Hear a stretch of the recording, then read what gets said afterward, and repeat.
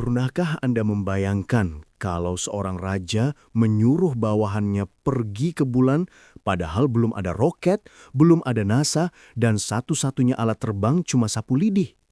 Nah, bagaimana kalau yang disuruh itu adalah Abu Nawas, orang paling licik sekaligus paling kocak di seluruh kerajaan? Apakah dia benar-benar akan berangkat ke bulan atau malah bikin sang raja geleng-geleng kepala lagi?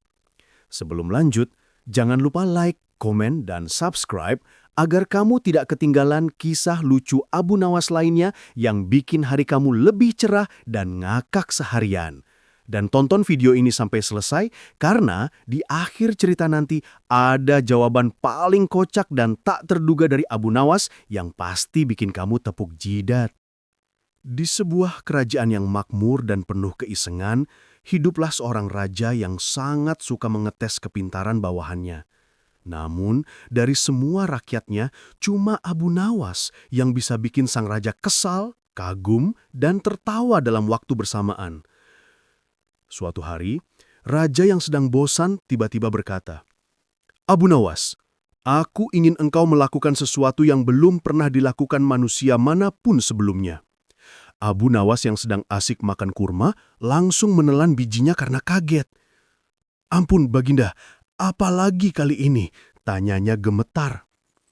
Karena cuaca agak pagi, Raja menjawab dengan wajah serius. "Pergilah ke bulan." Nah loh, dari sini saja sudah mulai absurd kan? Pagi itu, matahari baru saja muncul malu-malu di balik menara istana. Burung-burung berkicau riang di taman kerajaan, dan para pengawal sibuk memoles pedang agar berkilau di bawah sinar mentari. Tapi, suasana cerah itu mendadak berubah tegang ketika sang raja keluar dari kamarnya dengan wajah serius seperti orang baru dapat ide aneh. Semua orang tahu kalau raja sudah punya ide, itu artinya akan ada korban keisengan. Raja duduk di singgasananya dengan jubah kebesaran berwarna emas. Ia menatap seluruh penasehat dan pelayan yang berbaris rapi di depan tahta. "Wahai rakyatku," katanya lantang, "aku ingin melakukan sesuatu yang belum pernah dilakukan siapapun di muka bumi ini." Para penasihat saling berpandangan. Ada yang berpikir raja ingin perang. Ada juga yang menduga raja mau buat pesta 7 hari 7 malam. Tapi semua terdiam ketika raja melanjutkan. "Aku ingin seseorang dikirim ke bulan." Suasana mendadak hening, bahkan jangkrik pun seperti berhenti bersuara. Seorang menteri tua menelan ludah keras-keras lalu bertanya pelan, "Ampun, Baginda, maksudnya ke bulan yang di langit itu?" Raja menjawab dengan tenang, "Tentu saja, kalau bulan di pasar malam mah tidak menarik." Para pejabat istana mulai pucat. Salah satu panglima yang terkenal berani pun gemetar. "Baginda, itu tidak mungkin. Belum ada manusia yang bisa terbang sampai ke bulan." Raja mengelus jenggotnya sambil tersenyum licik. "Justru karena belum pernah ada, aku ingin menjadi raja pertama yang mengirim rakyatnya ke sana." Rakyat di halaman istana yang mendengar kabar itu langsung ramai bergosip. "Siapa yang mau dikirim?" tanya seorang ibu sambil membawa keranjang sayur. "Katanya sih, Baginda akan memilih orang paling pintar dan licik di kerajaan." Semua langsung tahu siapa yang dimaksud. Nama itu hanya satu, Abu Nawas. Abu Nawas dikenal bukan karena kekayaannya, tapi karena otaknya yang seperti belut, licin, susah ditangkap, dan selalu bisa keluar dari masalah paling rumit dengan cara tak terduga. Raja pun tersenyum puas. "Panggil Abu Nawas. Katakan padanya aku punya tugas khusus yang akan membuat sejarah." Para pengawal segera berlari ke rumah Abu Nawas yang sederhana di pinggir kota. Saat itu Abu sedang duduk santai di teras rumahnya sambil menyeruput teh hangat dan menatap awan. Ia kelihatan tenang sampai salah satu pengawal berseru, "Abu Nawas, Baginda memanggilmu segera." Abu Nawas mengerutkan dahi. Wah, pagi-pagi sudah dipanggil raja. Pasti ada hal gawat atau hal lucu. Ia pun segera mengenakan sorban lusuhnya dan berjalan menuju istana dengan langkah santai, sementara warga berbisik-bisik di sepanjang jalan. Kasihan Abu, mungkin kali ini dia tidak bisa lolos.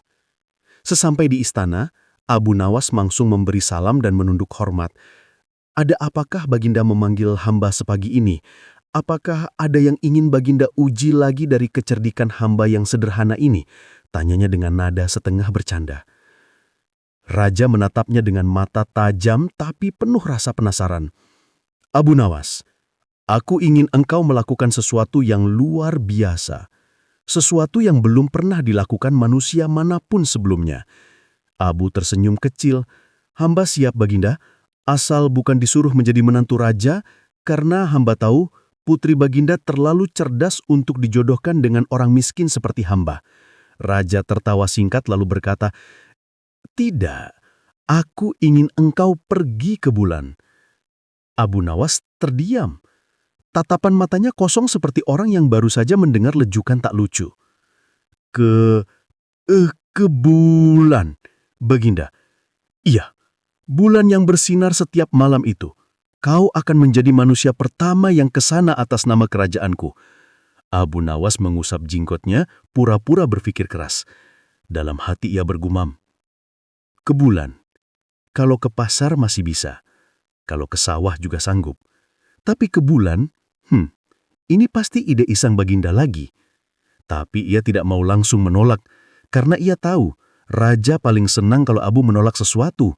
Itu artinya jebakan sudah mulai. Baginda, kata Abu Nawas pelan, bolehkah hamba tahu bagaimana caranya pergi ke bulan? Apakah istana sudah membeli burung raksasa atau menaikkan harga karpet terbang di pasar? Rajab tersenyum penuh misteri. Itu urusanmu. Abu, aku hanya ingin hasilnya. Dalam waktu 3 hari, kau harus pergi ke bulan dan memberitahu aku seperti apa bentuknya di sana.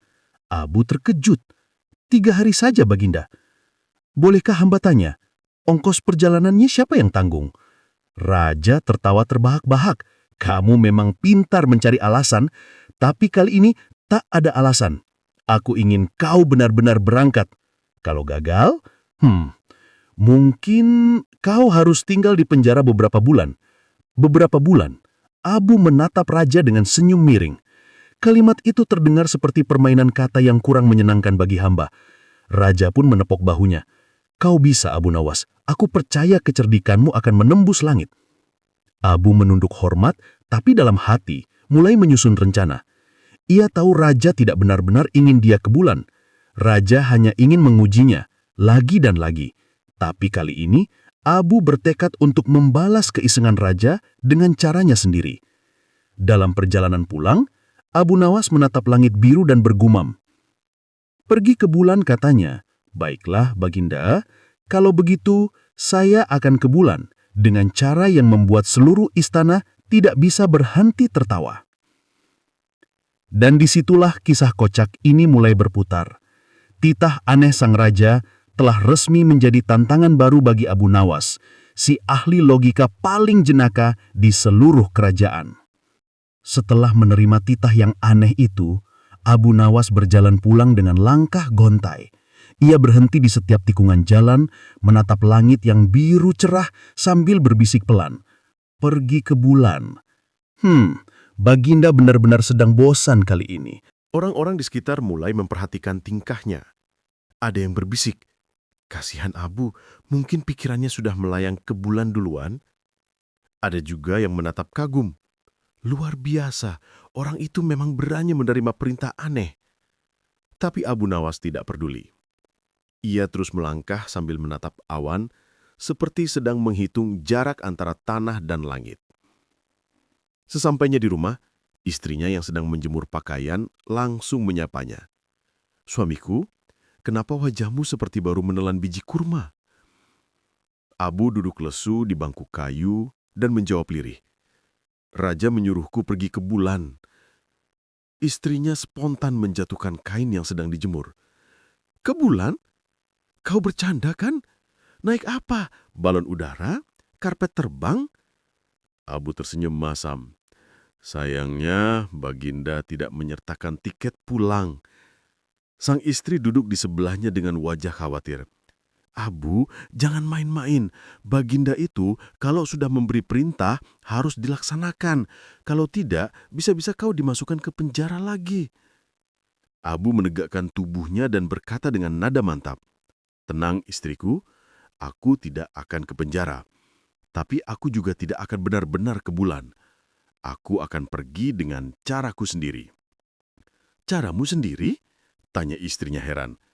Iya, jawab Abu sambil mengelus jenggot. Kalau raja ingin aku pergi ke bulan, maka bulanlah yang akan datang padaku. Istrinya makin bingung. Apa maksudmu, Abu? Bulan kan di langit. Mana bisa turun ke bumi? Abu tersenyum misterius. Kau akan mengerti nanti. Tapi sekarang, aku harus mulai merancang perjalanan ke bulan versi Abu Nawas. Malamnya Abu Nawas tidak bisa tidur. Ia duduk di depan rumah dengan selembar kertas, menulis rencana seperti ilmuwan. Di atas kertas itu tertulis besar-besar, misi ke bulan tanpa terbang. Di bawahnya ia tulis beberapa catatan. 1. Harus terlihat seperti perjalanan sungguhan. 2. Raja dan rakyat harus percaya. 3. Tidak boleh keluar uang banyak. 4. Harus ada bagian lucunya. Abu berpikir keras lalu berkata pelan, kalau aku berpura-pura ke bulan, aku butuh alat yang bisa menipu mata orang banyak, tapi alat itu tidak boleh mahal. Ia menatap dapurnya, melihat sebuah kuali besar bekas masak bubur saat pesta kampung. Ah, ini dia. Kalau raja bisa duduk di singgasana emas, aku juga bisa duduk di kuali perak dan terbang ke bulan dalam imajinasi. Keesokan harinya, Abu Nawas pergi ke pasar dengan membawa daftar belanja yang aneh. Ia membeli tali panjang, selembar kaca besar, 1 karung kapas dan beberapa lilin. Pedagang pasar menatapnya heran. Abu, kau ini mau buka warung atau mau bikin pesawat? Tanya salah satu pedagang. Abu menjawab dengan santai. Aku sedang mempersiapkan perjalanan jauh, sangat jauh, ke bulan. Sontak semua pedagang tertawa berbahak-bahak. Ke bulan! Kalau begitu, jangan lupa kirim kabar lewat asap. Abu hanya senyum. Ia tahu, semakin banyak yang menertawakannya, semakin sukses rencananya nanti. Ia pulang membawa semua barang itu sambil bersiul riang. Dalam benaknya sudah tergambar jelas cara membuat semua orang percaya bahwa ia benar-benar pergi ke bulan. Sesampainya di rumah, ia mulai mengikat tali ke kuali, mengatur kaca agar memantulkan cahaya, dan menyiapkan kapas untuk meniru awan. Sang istri hanya bisa menatap sambil menepuk dahi. Abu, apa semua ini benar-benar perlu? Perlu sekali, jawab Abu serius. Setiap ilmuwan butuh peralatan eksperimen. Dan setiap suami butuh bukti kalau dia bisa membuat istrinya bangga walau hanya pura-pura ke bulan. Sore harinya datanglah pengawal kerajaan membawa pesan resmi dari raja. Abu Nawas, Baginda ingin melihat persiapanmu besok malam di alun-alun, semua rakyat akan hadir menyaksikan keberangkatanmu. Abu mengangguk penuh percaya diri. Baik, sampaikan kepada Baginda bahwa saya akan berangkat tepat waktu, bahkan mungkin lebih cepat dari bayangan. Setelah pengawal pergi, istrinya menatapnya cemas. Kau benar-benar mau melakukannya, Abu? Abu tersenyum tenang. Tentu saja, tidak ada cara yang lebih lucu daripada membuat raja berpikir aku benar-benar bisa ke bulan. Malam mulai turun, bulan bulat penuh muncul di langit, bersinar lembut. Abu menatapnya sambil berkata pelan, wahai bulan, malam besok seluruh rakyat akan menyaksikan aku pergi kepadamu, jadi tolong bersinarlah lebih terang agar terlihat nyata. Angin malam berhembus pelan, seolah menyetujui ide gelinya itu. Keesokan paginya, seluruh kota sudah heboh.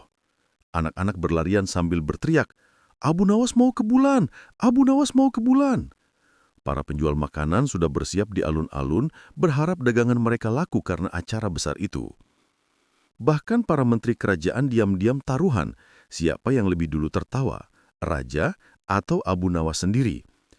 Abu Nawas duduk di rumahnya sambil tersenyum puas melihat keramaian itu.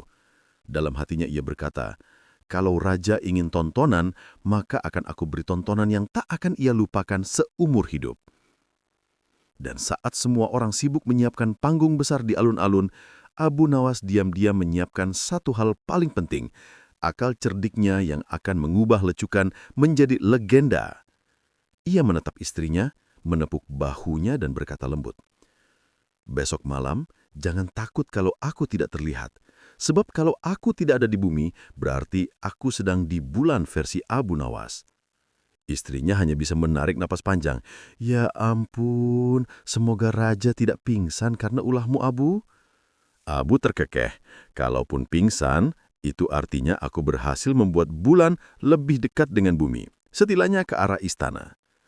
Dan begitu malam menjelang, seluruh kerajaan menanti momen kocak yang akan menjadi awal dari kisah paling lucu di masa pemerintahan raja itu. Abu Nawas sudah siap. Raja sudah tak sabar.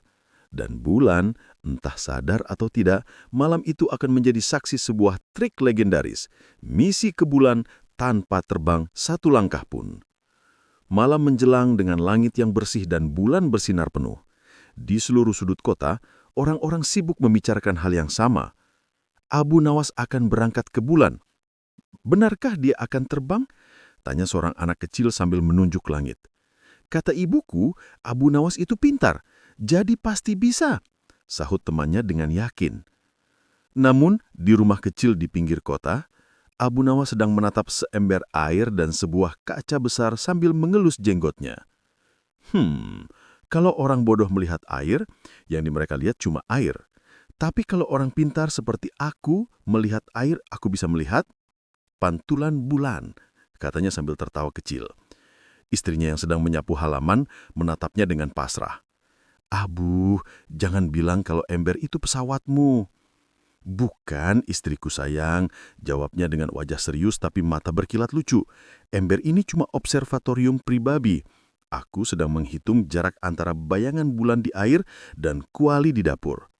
Lalu, hasilnya? Tanya sang istri penasaran. Abu jawab tenang. Sekitar 2 langkah dari logika dan 3 langkah dari kenyataan. Sang istri hanya bisa menggeleng. Ia tahu kalau Abu sudah bicara seperti itu, berarti akalnya sedang bekerja keras mencari celah paling lucu untuk menipu logika seluruh kerajaan. Pagi harinya, Abu Nawas pergi ke bengkel pandai besi sambil membawa kuali besar. Pandai besi itu kaget. Abu, kuali ini besar sekali. Kau mau bikin sate sekelurahan? Abu tertawa. Tidak, Tuan Pandai Besi.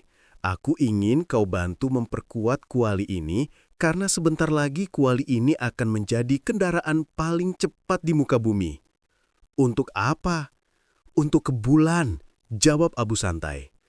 Si Pandai Besi hampir jatuh dari bangkunya. Ke bulan? Abu, kau benar-benar serius?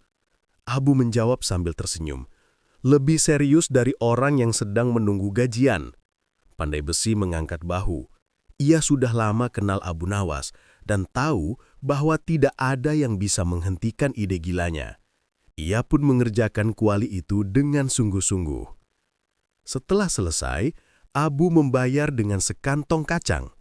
Maaf, uangku sedikit, tapi kacang ini bisa membuatmu bahagia 2 kali. Sekali karena rasanya, dan sekali lagi karena tawa. Sore itu, Abu membawa pulang kuali yang kini mengilap seperti cermin. Ia meletakkannya di tengah halaman dan mulai berbicara sendiri seolah sedang mempersiapkan misi besar.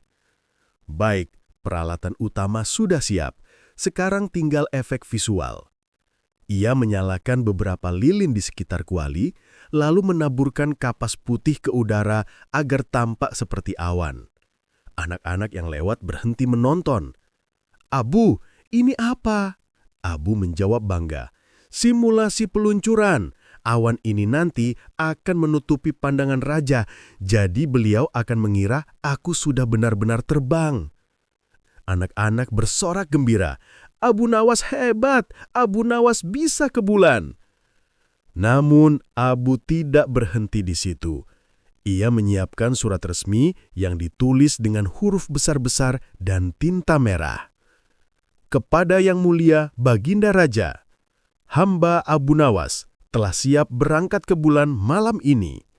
Mohon seluruh rakyat berkumpul di alun-alun untuk menyaksikan sejarah. Kabar itu menyebar cepat seperti angin. Malam itu, semua orang ingin melihat aksi Abu Nawas. Raja pun menerima surat itu sambil tertawa puas. Akhirnya, orang ini akan aku buat malu di depan rakyatnya sendiri, katanya sambil tertawa licik. Kita lihat nanti bagaimana dia bisa terbang tanpa sayap. Sementara itu di rumah, istrinya masih bingung. Ia melihat suaminya menyiapkan makanan ringan, bantal, dan selimut ke dalam kuali. "Abu, kau ini benar-benar mau tidur di situ?" Abu menjawab sambil tersenyum. "Tentu saja, kalau aku ingin sampai ke bulan, aku butuh kenyamanan. Siapa tahu perjalanan ini memakan waktu semalam suntuk." "Dan kau yakin ini akan berhasil?" Abu menepuk dadanya dengan percaya diri. "Istriku, kau tahu siapa suamimu. Kalau raja ingin melihat aku ke bulan, maka aku akan pergi ke bulan dengan cara paling lucu dan paling masuk akal." Malam semakin larut. Di alun-alun, ribuan warga berkumpul. Anak-anak duduk di bahu ayahnya. Para ibu membawa lampu minyak dan para pejabat istana berdiri rapi di samping raja. Semuanya menunggu pertunjukan besar itu.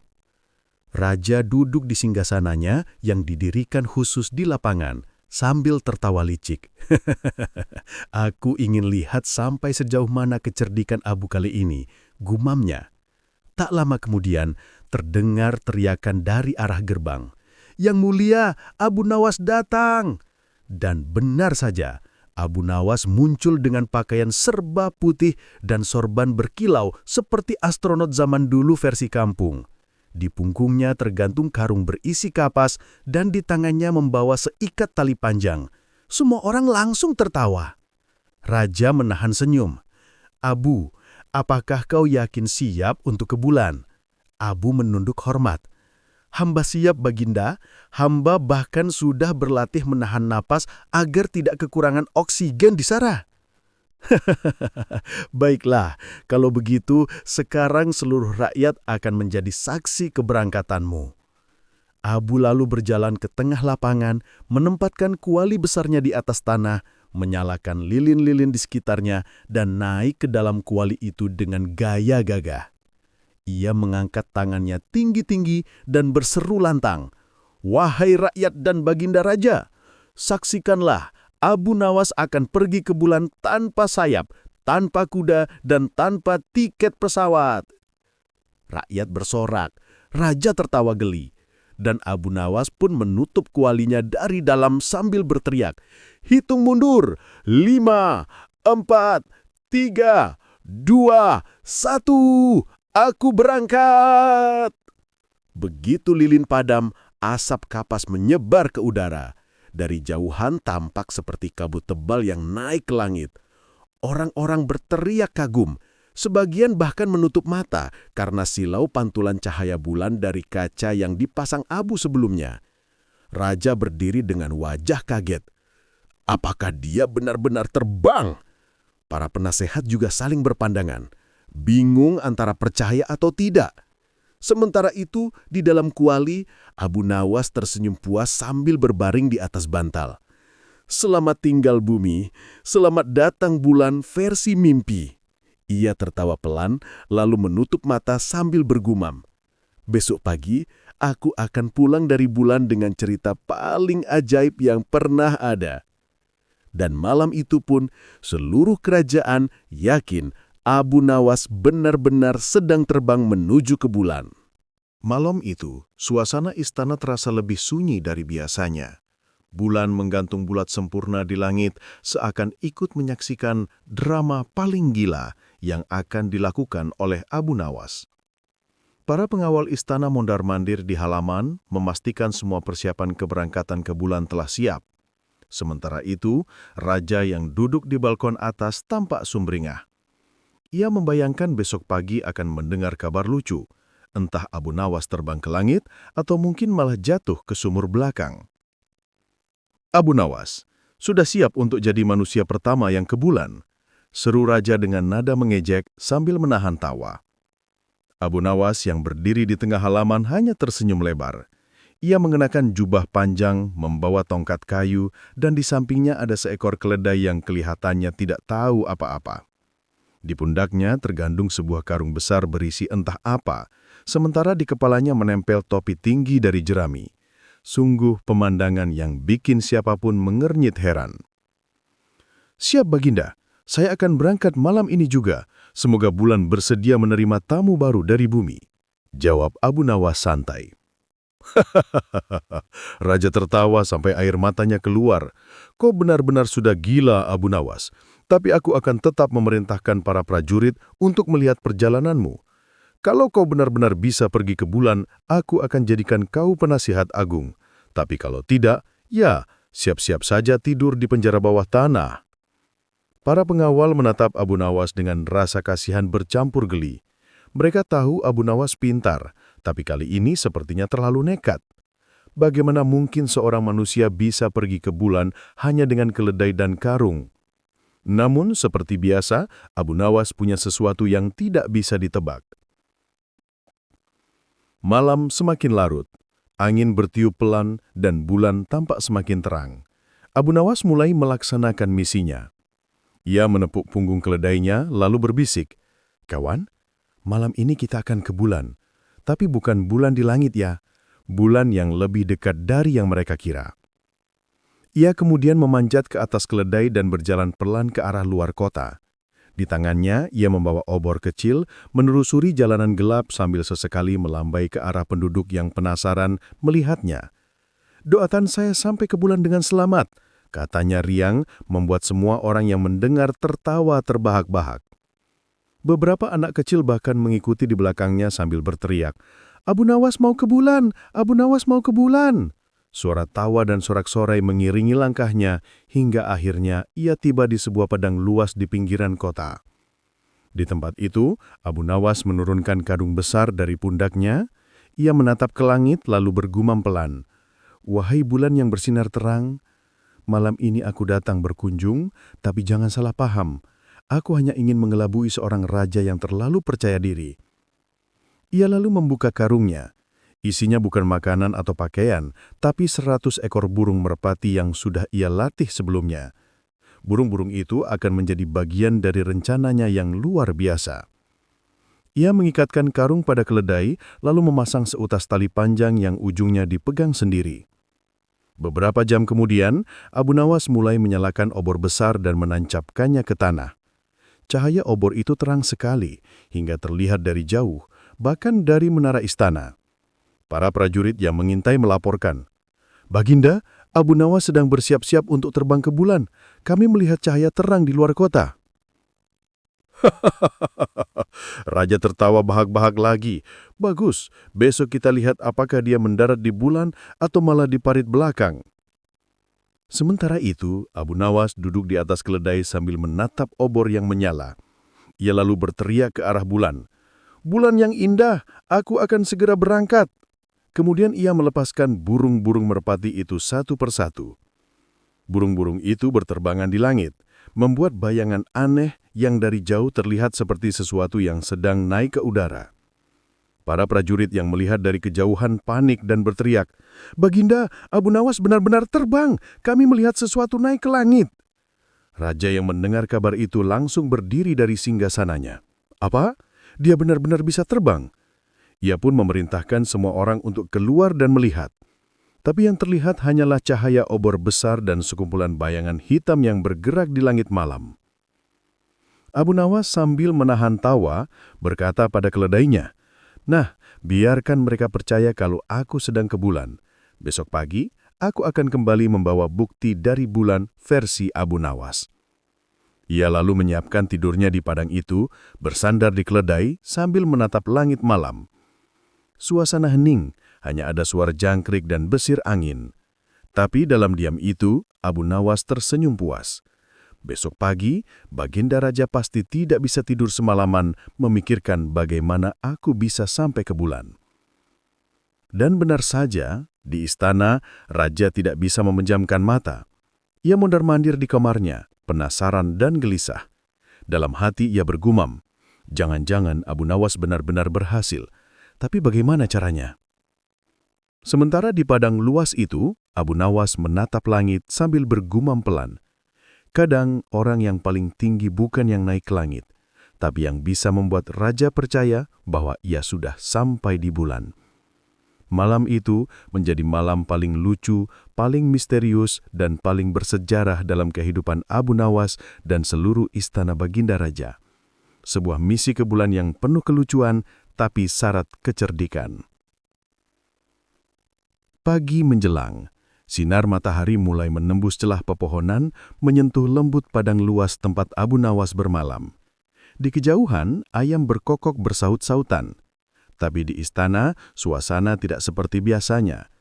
Raja bangun lebih pagi dari para pengawal, bahkan lebih cepat dari koki istana yang biasanya paling rajin. "Jadi, bagaimana? Sudah ada kabar dari Abu Nawas?" tanya sang raja dengan wajah penuh rasa ingin tahu. Prajurit yang berjaga semalam saling pandang, ragu-ragu untuk bicara. "Ampun Baginda, kami tadi malam melihat cahaya terang dan sekumpulan bayangan terbang ke langit. Setelah itu semuanya menghilang. Kami kira Abu Nawas benar-benar sudah pergi ke bulan." Raja meneguk air teh yang disajikan pelayan sambil mengelus jenggotnya. Jangan-jangan benar dia sudah sampai di bulan. Tapi bagaimana mungkin? Tak ada balon udara, tak ada sihir, dan jelas tak ada tangga ke langit, katanya sambil mengerutkan alis. Belum sempat raja menenangkan pikirannya, tiba-tiba datang seorang pengawal berlari dari arah gerbang. Nafasnya terengah-engah. "Ampun Baginda, kami menemukan surat dari Abu Nawas." "Dari Abu Nawas?" seru raja kaget. "Bacakan cepat." Pengawal itu membuka gulungan kertas dan mulai membaca dengan suara lantang. "Assalamualaikum Yang Mulia Raja. Saat ini saya menulis surat dari tempat yang sangat tinggi. Angin di sini sejuk dan pemandangan bumi terlihat sangat indah. Saya bisa melihat istana Baginda dari kejauhan. Bahkan saya bisa melihat para pengawal yang berdiri di halaman. Bulan memang tempat yang menakjubkan dan saya sedang bersiap-siap memetik sedikit cahaya bulan sebagai oleh-oleh untuk Baginda. Harap siapkan hadiah besar ketika saya kembali." Begitu surat itu dibacakan, semua orang di aula istana termenganga. Beberapa pengawal saling pandang dengan ekspresi bingung. "Dia benar-benar menulis dari bulan?" tanya salah satu penasihat istana dengan nada tak percaya. Praja berdiri dengan wajah setengah kagum setengah bingung. "Tidak mungkin, tapi suratnya jelas dari Abu Nawas, bahkan tanda tangannya pun asli." Sebenarnya, surat itu tidak dikirim dari bulan. Abu Nawas menulis surat itu malam sebelumnya, lalu menitipkannya kepada seorang pengembala kambing yang ia temui di padang. Dia berpesan, "Kawan, pagi-pagi sekali antarkan surat ini ke istana dan katakan bahwa kau menemukannya di bawah sinar bulan." Sang pengembala tentu saja menurut, apalagi setelah diberi beberapa keping uang tembaga. Dengan cepat, para pelayan berbisik-bisik di dapur. Para penjaga gerbang ikut bercerita dengan wajah kagum. Bahkan, beberapa rakyat di pasar mulai menulis lagu lucu tentang Abu Nawas sang penjelajah langit. Raja merasa bangga sekaligus malu. Ia dulu memerintah dengan niat mengejek, tapi kini seolah jadi raja pertama yang berhasil mengirim rakyatnya ke bulan. Ia bahkan memerintahkan agar bendera istana dikibarkan setengah tiang. Maksudnya setengah tinggi, sebagai simbol misi luar angkasa yang sukses. Namun hari kedua, tiba-tiba muncul kabar baru yang membuat semua orang kebingungan. Seorang penggembala lain datang berlari ke istana sambil membawa karung kecil berisi pasir bercahaya. "Ampun Baginda, saya bertemu Abu Nawas tadi pagi. Katanya ini pasir dari bulan. Ia menitipkan untuk raja." "Apa? Abu Nawas sudah kembali dari bulan?" "Belum Baginda, katanya dia masih di atas, sedang menunggu waktu untuk turun. Tapi ini oleh-olehnya dulu." Raja menerima karung itu dan melihat isinya. Butiran pasirnya berkilau terang seperti perak. "Luar biasa, ini benar-benar pasir bulan," katanya dengan mata berbinar. Padahal kenyataannya Abu Nawas hanya mengambil pasir putih dari sungai yang terkena sinar bulan malam sebelumnya. Ketika terkena cahaya matahari pagi, pasir itu memantulkan cahaya seperti logam. Ia tahu raja akan mudah tertipu oleh hal-hal yang berkilau. Beberapa hari berlalu, raja semakin yakin bahwa Abu Nawas benar-benar berhasil ke bulan. Ia bahkan mengadakan pesta kecil di istana, mengundang para bangsawan untuk merayakan keajaiban sejarah ini. Semua tamu datang dengan penuh rasa kagum dan ingin tahu bagaimana caranya Abu Nawas bisa melakukan itu. Namun di tengah-tengah pesta, tiba-tiba terdengar suara tawa dari arah gerbang. Semua mata menoleh dan terlihatlah Abu Nawas berjalan masuk dengan santainya. Ia mengenakan jubah yang sama, sedikit berdebu, tapi wajahnya penuh percaya diri. "Assalamualaikum Baginda," sapa Abu Nawas dengan senyum khasnya. "Maaf saya terlambat, perjalanan dari Bulan agak macet." Raja hampir terjatuh dari kursinya. "Abu Nawas, jadi kau benar-benar pergi ke Bulan?" Abu Nawas menunduk sopan. "Tentu saja Baginda, saya bahkan membawa sedikit oleh-oleh." Ia mengeluarkan karung kecil lain dari balik jubahnya. Isinya sama, pasir putih berkilau. "Ini dari sisi gelap bulan Baginda, warnanya lebih lembut." Raja menerima karung itu dengan penuh hormat seperti menerima harta karun. Para tamu bertepuk tangan kagum. Tapi 1-2 penasihat kerajaan mulai berbisik pelan, merasa ada yang aneh. "Abu Nawas, bagaimana caramu ke Bulan?" tanya Raja penasaran. "Apa kau naik burung, karpet terbang, atau doa khusus?" Abu Nawas mengelus jenggotnya sambil tersenyum nakal. "Rahasia Baginda, tapi kalau Baginda ingin tahu caranya, nanti saya bisa tunjukkan. Asal jangan malam ini karena Bulan sedang cuti." Semua orang tertawa bahak-bahak mendengar jawabannya. Hanya Raja yang masih bingung antara percaya atau tidak. Tapi ia terlalu malu untuk mengakui kalau mungkin saja ia sudah tertipu. Sementara itu, Abu Nawas berpaling sebentar ke arah kamera khayalan dan berbisik pelan. "Kadang, untuk ke Bulan, kita tidak perlu terbang tinggi. Cukup gunakan otak dan sedikit kelicikan." Malam itu pesta istana menjadi semakin ramai. Raja puas, rakyat senang, dan Abu Nawas berhasil lagi membuat sejarah dengan cara paling lucu dan cerdas. Namun kisah ini belum berakhir, sebab setelah pesta itu, Raja punya ide baru yang akan membuat Abu Nawas pusing 7 keliling lagi. Dan itulah yang akan terjadi di bab 6, Permintaan Gila Sang Raja. Setelah pesta besar untuk merayakan keberhasilan Abu Nawas ke Bulan, istana tampak kembali tenang. Tapi di balik ketenangan itu ada sesuatu yang masih mengganjal di hati sang raja. Setiap kali ia menatap karung kecil berisi pasir bulan itu, ada rasa penasaran yang terus mengusik pikirannya. Bagaimana mungkin seorang manusia bisa ke Bulan hanya dengan keledai dan obor? Gumam raja sambil mengelus jenggotnya. Jangan-jangan aku ditipu lagi. Rasa penasaran itu membuat raja tidak bisa tidur nyenyak. Ia berbolak-balik di tempat tidur, memikirkan cara untuk membongkar rahasia Abu Nawas. Pagi-pagi sekali, ia memanggil para penasihat kerajaan dan berunding. "Wahai penasihat sekalian, aku ingin tahu kebenaran sebenarnya. Apakah Abu Nawas benar-benar pergi ke Bulan atau hanya pandai bersilat lidah?" Salah satu penasihat yang terkenal licik berkata, "Baginda, kalau ingin tahu kebenarannya, beri saja Abu Nawas tugas lanjutan. Kalau dia benar-benar sudah ke Bulan, tentu dia tahu bagaimana caranya kembali ke sana." Raja semumnya, "Bagus, itu ide cemerlang. Aku akan memanggilnya lagi." Tak lama kemudian Abu Nawas dipanggil ke istana. Ia datang dengan langkah santai seperti biasa, mengenakan pakaian sederhana dan senyum penuh percaya diri. "Assalamualaikum Baginda, ada kabar dari Bulan lagi? Atau kali ini dari Bintang?" katanya dengan gaya kocak. Raja tertawa kecil, tapi segera mengubah wajahnya menjadi serius. "Abu Nawas, kau memang orang cerdas, tapi aku ingin memastikan, apakah kau benar-benar pergi ke Bulan waktu itu?" Abu Nawas menyenum. "Tentu saja Baginda, bukankah saya sudah kirim surat dan oleh-oleh pasir Bulan?" "Baik, kalau begitu aku ingin kau buktikan sekali lagi. Pergilah ke Bulan malam ini, dan kali ini bawakan aku benda yang benar-benar luar biasa. Sepotong batu dari permukaannya." Seluruh aula istana terdiam. Permintaan raja kali ini terdengar mustahil. Semua mata tertuju pada Abu Nawas menunggu reaksinya. Abu Nawas tampak berpikir sebentar lalu menjawab santai. "Permintaan Baginda sungguh hebat, tapi ada sedikit masalah." Raja menaikkan alisnya. "Masalah apa lagi Abu Nawas?" "Begini Baginda," kata Abu Nawas sambil berdehem. "Waktu terakhir saya ke Bulan, saya menggunakan izin kunjungan 1 kali dari penjaga Bulan. Kalau saya mau ke sana lagi, saya harus bawa surat izin dari Baginda Raja sebagai pengantar. Raja melongo. Surat izin dari siapa?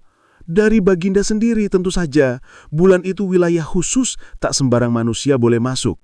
Kalau Baginda menulis surat resmi dengan cap kerajaan, saya yakin mereka akan izinkan saya masuk lagi. Para penasihat yang mendengar alasan itu hampir tertawa, tapi mereka menahan diri. Raja, yang mulai bingung tapi tidak mau terlihat bodoh, mengangguk serius. Baik, aku akan buatkan surat izin kerajaan. Tak lama kemudian, Raja memerintahkan juru tulis istana membuat surat dengan tinta emas dan cap kerajaan. Surat itu berbunyi, "Dengan ini, Raja yang Agung mengizinkan utusannya, Abu Nawas, untuk berkunjung ke bulan dalam rangka mengambil batu sebagai tanda persahabatan antara kerajaan kami dan kerajaan bulan."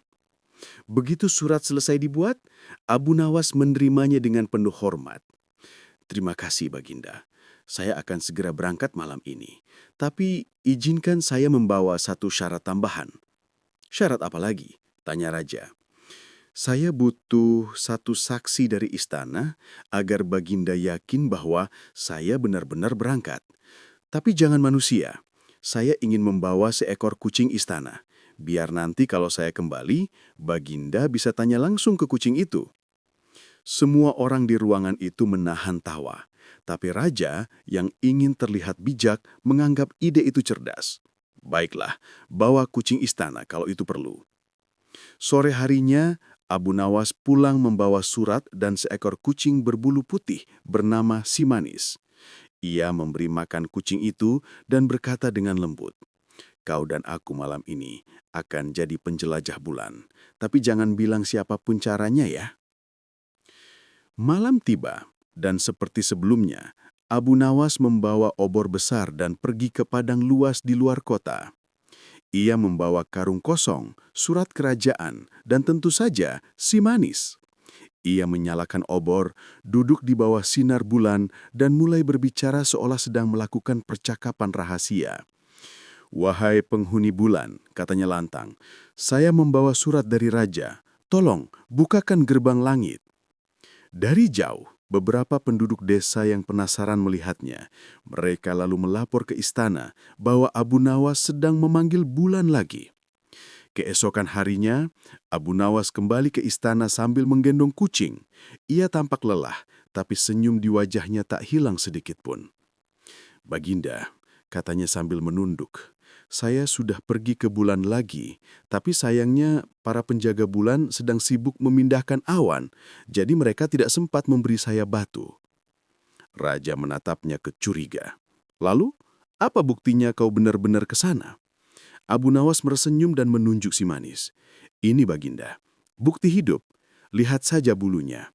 Sekarang ada bercak perak di punggungnya. Itu karena debu bulan menempel saat kami turun." Raja menatap kucing itu dengan takjub. Benar saja, di bulu Simanis ada bercak berkilau. Padahal itu hanya tepung terigu yang Abu Nawas taburkan sebelum masuk istana. "Luar biasa," seru Raja. "Abu Nawas, kau benar-benar menakjubkan. Aku tak tahu apakah harus memujimu atau memintamu jadi penasihat tetap." Abu Nawas membungkuk sopan. "Saya hanya hamba yang menjalankan perintah, Baginda. Tapi kalau Baginda ingin tahu cara ke bulan yang lebih cepat, saya bisa ajari, asal Baginda siap berangkat malam ini." Raja terdiam. Wajahnya berubah pucat. Maksudmu aku yang berangkat?" "Tentu saja, Baginda. Saya pikir sudah saatnya Baginda yang melihat keindahan bulan langsung. Saya bisa siapkan kendaraannya malam ini juga." Semua orang di haula tertawa terbahak-bahak. Raja sadar bahwa ia hampir terjebak dalam leluconnya sendiri. Akhirnya, ia mengangkat tangan dan berkata, "Sudahlah, Abu Nawas. Kali ini aku menyerah. Kau memang manusia paling cerdik di muka bumi." Abu Nawas tersenyum puas. "Terima kasih, Baginda. Kadang untuk menyentuh bulan, kita tak perlu terbang tinggi. Cukup dengan pikiran yang jernih dan sedikit logika yang licin." Raja pun tertawa besar sambil menepuk pundak Abu Nawas. "Baiklah, mulai hari ini aku angkat kau jadi penasihat resmi kerajaan untuk urusan akal sehat dan logika ajaib." Dan seperti biasa, Abu Nawas berhasil lagi membalik keadaan. Dari yang semula ditantang, justru ia yang membuat raja terdiam malu dengan dalih cerdik dan akal yang tak pernah habis. Keesokan harinya, suasana istana kembali ramai. Dari pagi buta, para pengawal, dayang, dan menteri sudah berdiri berjajar rapi di halaman. Mereka semua menunggu kedatangan Abu Nawas yang katanya sudah kembali dari bulan. Tapi yang muncul bukan Abu Nawas dengan pakaian luar angkasa, melainkan Abu Nawas dengan wajah santai. Jubahnya tetap yang itu-itu juga, sendal jepitnya bahkan tampak makin aus. Ia datang sambil menguap, membawa seikat bunga rumput dan sebuah batu yang katanya oleh-oleh dari bulan. Raja yang sedang duduk di singhasananya langsung menatap dengan dahi mengkerut. Abu Nawas, kau sungguh cepat kembali. Bagaimana caramu ke bulan dalam waktu sesingkat itu? Abu Nawas menjawab, hamba pergi tadi malam, Baginda. Angin malam membawa hamba terbang tinggi sekali. Dan syukurlah hamba berhasil sampai ke bulan sebelum ayam berkokok. Para menteri yang mendengar itu saling pandang dengan ekspresi heran. Beberapa menahan tawa, yang lain malah menatap serius, seolah benar-benar penasaran dengan teknologi terbang yang digunakan Abu Nawas. Sementara itu, sang raja mencoba menahan amarahnya. Ia belum yakin apakah Abu Nawas benar-benar gila atau sedang mempermainkannya lagi. Raja pun berkata dengan nada setengah menahan emosi. Jadi, begitu kata Ratu Bulan, hah? Aku terlalu sibuk. Abu Nawas menunduk lagi, pura-pura takut. Ampun Baginda, hamba hanya menyampaikan pesan. Bahkan beliau menitipkan batu ini, katanya dari taman kerajaan bulan. Ia mengangkat batu kecil yang dibawanya, padahal jelas itu batu kali dari sungai dekat istana. Raja menatap batu itu lama, matanya menyipit lalu ia tertawa kecil. Bulan menjawab dengan cepat. Hamba tidak perlu udara, Baginda. Sebab sebelum berangkat, hamba sudah menahan nafas. Jadi selama di bulan, hamba tidak menghirup udara sama sekali. Jawaban itu membuat raja terdiam sejenak, lalu kembali tertawa sampai air matanya keluar. Ia menggeleng-gelengkan kepala, benar-benar kehabisan logika. Kau ini memang luar biasa. Kalau aku suruh pergi ke dasar laut, mungkin kau akan bilang bisa ngobrol dengan ikan. Bisa saja, Baginda. Sahut Abu Nawas cepat dengan wajah serius yang malah membuat semua orang kembali terbahak-bahak. Raja akhirnya berdiri dan mendekati Abu Nawas. Baiklah, aku menyerah. Kau memang cerdik. Tapi kali ini aku ingin tahu satu hal. Mengapa kau tidak menolak saat aku memerintahkanmu pergi ke bulan? Abu Nawas tersenyum bijak. Baginda, hamba tidak pernah menolak perintah raja. Tapi hamba juga tidak akan membiarkan diri hamba celaka karena perintah yang mustahil. Maka hamba mencari cara agar raja senang tanpa hamba harus mati konyol. Raja terdiam, lalu mengangguk pelan. Ia mulai menyadari maksud Abu Nawas. Bukan sekedar kelicikan, tapi juga kebijaksanaan terselubung. Dalam balutan lelucon dan kepintaran, Abu Nawas selalu punya cara untuk mengajarkan makna. Bahwa akal sehat lebih berharga daripada sekedar taat membabi buta. Suasana istana pun berubah hangat. Raja tertawa lagi, kali ini dengan tulus. Abu Nawas, mulai hari ini aku tidak akan memerintahmu dengan hal-hal aneh lagi. Abu Nawas menunduk sopan. Terima kasih, Baginda. Tapi kalau Baginda ingin mencoba naik ke bulan sendiri, hamba siap menyediakan tangganya, katanya sambil mengedipkan mata nakal. Raja tertawa terbahak-bahak, lalu memerintahkan semua orang untuk memberi Abu Nawas hadiah emas sebagai tanda penghargaan. Semua yang hadir bersorak gembira. Tapi di tengah sorakan itu, Abu Nawas hanya tersenyum kecil, lalu berbisik pelan. Kalau semua orang mau berpikir sedikit saja, bulan pun bisa terasa dekat. Dengan begitu, hari itu pun menjadi hari yang dikenang di istana. Hari di mana seorang raja tertawa karena kecerdikan rakyatnya sendiri. Hari mulai beranjak sore di istana Baghdad. Cahaya matahari menembus jendela kaca, memantul lembut di lantai marmer yang berkilau. Setelah tawarda dan semua orang kembali ke kesibukan masing-masing, Raja Harun al-Rashid duduk termenung di singgasananya. Di sampingnya, batu kecil yang diklaim Abu Nawas sebagai batu bulan kini terletak di meja, seolah menatapnya diam-diam. Anehnya, setiap kali Raja melihat batu itu, ia tak bisa menahan senyum. Sementara itu, Abu Nawas duduk santai di taman belakang istana, dikelilingi beberapa anak kecil yang mendengarkan ceritanya. Ia bercerita bagaimana dirinya pergi ke bulan, tanpa roket, tanpa kuda terbang, hanya dengan kecerdikan dan keyakinan. Anak-anak itu tertawa terbahak-bahak. Tapi di sela tawa itu, mereka menangkap pelajaran penting, bahwa pintar bukan berarti menipu, tapi tahu cara keluar dari masalah tanpa menyakiti siapapun. Di kejauhan, Raja mengamati Abu Nawas dari balik jendela. Ia bergumam pelan. Dia memang gila, tapi gila dengan kebijaksanaan. Beberapa hari kemudian, Raja memanggil Abu Nawas lagi ke istana. Namun kali ini suasananya berbeda. Tak ada amarah, tak ada perintah aneh. Raja justru tersenyum lembut. Abu Nawas, perintahku kemarin hanyalah ujian.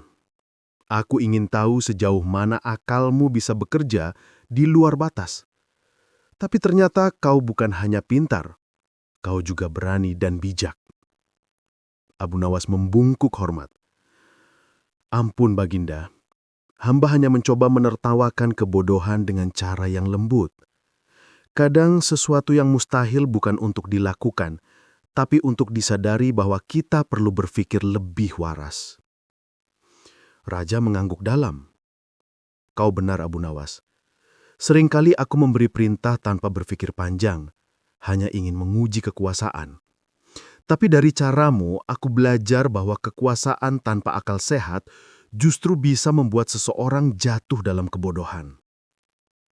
Semua orang di ruangan itu terdiam. Ucapan Raja seperti menggetarkan hati para menteri yang mendengar.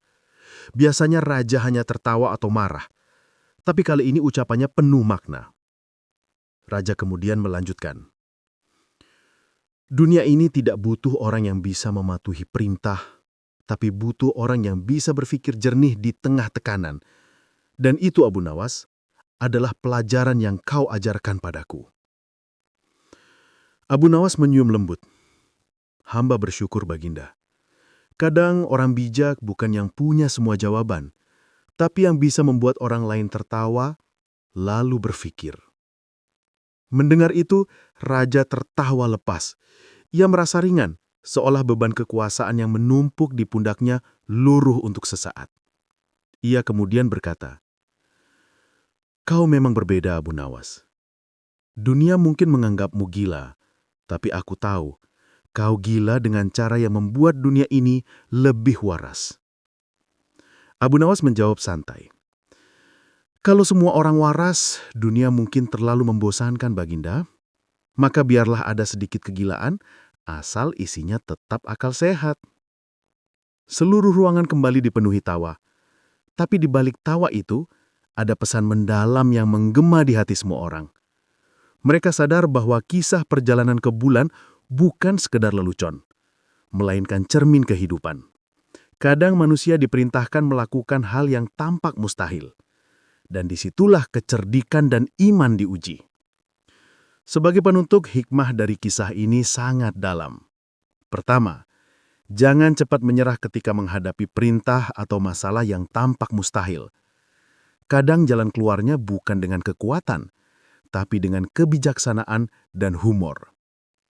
Kedua, berpikir cerdas bukan berarti melawan, tapi tahu kapan harus patuh dan kapan harus mengingatkan dengan cara yang lembut.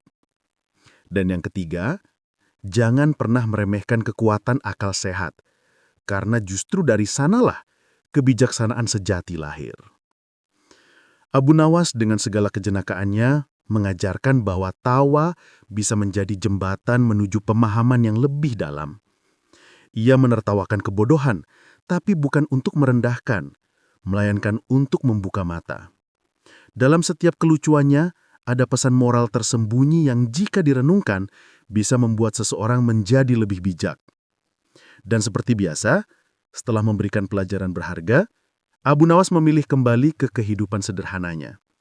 Ia berjalan melewati pasar, menyapa penjual roti, dan duduk di bawah pohon sambil menikmati secangkir teh.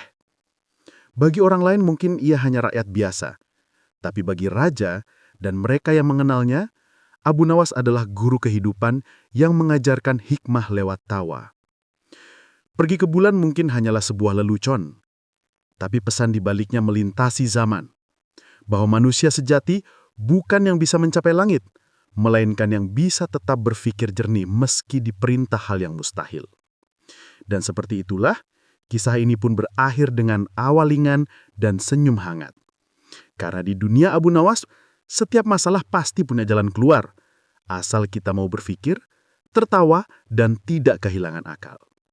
Begitulah kisah kocak tentang Abu Nawas yang disuruh pergi ke bulan oleh sang raja. Kisah ini mengajarkan bahwa kepintaran dan kelucuan bisa jadi senjata paling ampuh menghadapi perintah mustahil. Jadi, jangan lupa like, share, dan subscribe agar tidak ketinggalan cerita lucu berikutnya dari kisah klasik yang penuh makna dan tawa. Sampai jumpa di cerita selanjutnya. Masih bersama Abu Nawas, si ahli logika paling nyeleneh di muka bumi.